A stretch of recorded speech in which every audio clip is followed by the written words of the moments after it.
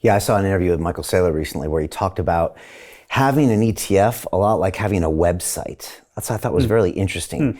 And, nowadays, if you want to go to a restaurant or go to a hotel or whatever, I mean, you check the website first and find out like where it is, what it does, et cetera. Imagine not one of these things not having a website. You would probably never travel there. You would probably never eat there because for all intents and purposes, you don't know anything about it and it might not even exist. He said, that's a bit like Bitcoin when you look at these institutions. Before, where do I get the Bitcoin? What is the Bitcoin? What's the price history of the Bitcoin? Like, it's like for them, you need like a ticker, right? And now you can type in on your Bloomberg terminal. I used to use Bloombergs back in the day before we even had the internet. And you type in the ticker and now you see price history. With price history means you can now maybe borrow against it. You can do margin things, all that stuff. So now that that's there, it's all of a sudden become visible to a whole new host of people. So it's brought all those people in. The other thing Michael said at a speech at a conference in Madeira recently, I thought this was interesting. I want to get your take on it, is he told the whole audience there, he said, look, BlackRock is now in and Larry Fink has now become the chief marketing officer for Bitcoin, right? It still boggles my mind when he goes and does interviews and says, Bitcoin is the asset that keeps you safe, right? Amazing things. But they're unleashing their entire marketing machine, and nobody markets better than Wall Street when it comes to putting these instruments in mom and pops, pension funds in America and beyond. And he said, look, these are no longer our enemies. And like you said, traditionally Bitcoiners and crypto people look at banks as our enemies and maybe as fiat currencies and central banks as our enemies. He says, that's not true. These are our friends because this ETF, he said, by grabbing 1% of the supply, has just doubled and tripled everyone's money. He said, imagine if more of these instances happen, like a country adopts it as legal tender or an insurance decides to create a product on Bitcoin. He said, these are our friends. He said, there's two types of people. He says, there's those of us that understand Bitcoin, and then there's those of us that don't understand it yet. That's what he said. And he actually told the whole audience, he said, your job is to go out there and speak to those people, not in a combative way, in a way that shows them the beauty of Bitcoin. What do you think about those comments?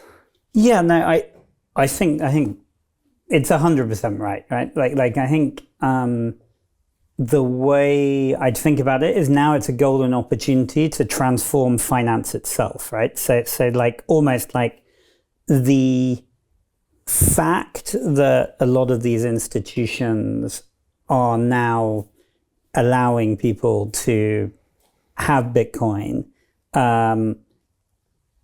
at scale, right, is just going to lead to more Bitcoin adoption, right? And I think that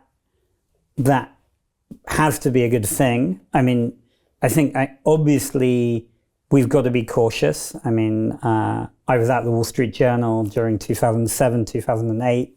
I actually got into crypto because I was covering the intersection between structured credit and private equity and looking at like how that interacted. And I sort of looked at the early days of Ethereum and went, this kind of reminds me of like the CDO era, right? Like it was a bunch of very, very smart technologists innovating on where the future of finance. As we know, 2007, 2008 was one of the worst financial crashes in history, right? So it's something that is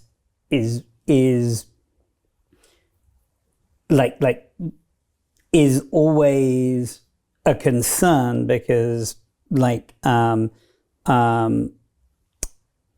Wall Street does magnify things and do it at scale where it does affect people's pensions, it does affect people's bank accounts, right? I think the great thing though about crypto and Bitcoin and this ETF join is you basically got the price of Bitcoin, right? And it may go up, it may go down, whatever happens to it. And I think most of us are probably listening to this think it will go up substantially, but it clearly has had volatility over time. But the cool thing about that is just one asset, right? Like the banks know how to trade gold, they know how to trade oil, they know how to trade whatever, and it just becomes another thing that they treat a bit like a commodity. And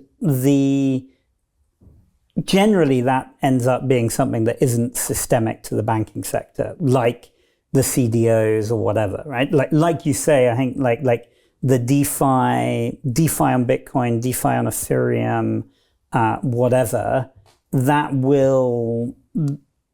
can potentially build up more systemic risk if it ends up getting to scale. But I think what's really nice about the way crypto and Bitcoin have evolved is it's been like a petri dish area where you've just had the smart technologists being able to go away and tinker and do cool stuff. And the experiments get to scale at a way that's not systemic, right? Like Luna was not systemic. Yeah. And so I think like at least it's getting battle tested and going through mini crises with like insider smart people who kind of go, oh yeah, this is happening. What should we be watching out for? And typically in financial innovation, like no one really talks about the structured credit market and systemic risk in the structured credit market anymore. I'm sure they will if it begins to build up again. But I think you don't, like, the thing about crypto stress testing is we might not necessarily need a Lehman Brothers because we've had a Celsius and an FTX and whatever, right? So hopefully some of the lessons have been learned. Yeah, I hope. Although when I joined Wall Street in '93, I remember looking around the floor and they were like, this is the emerging markets desk, and this is the Asian desk, and this is the foreign currency desk. And then they would say, and this was the crisis that happened there 6 years, and this was the Latin American crisis, and this was the ruble devaluation crisis. And I remember I said, this happens every 4 or 5 years. Like, don't you guys ever learn? And they're like, nope, we don't learn. It just cycles. So yeah, we did learn a lot from Celsius and FTX and Terra Luna, but there's definitely more of those coming. It's a human thing to a certain extent, but that is, at least we have that in our past. Yeah. So at least we have a lot of people that know to be suspicious of these things, to know these things. Although with this bull market, it's going to bring in a whole bunch of new actors. To continue watching the rest of the episode for free, visit our website londonreal.tv or click the link in the description below.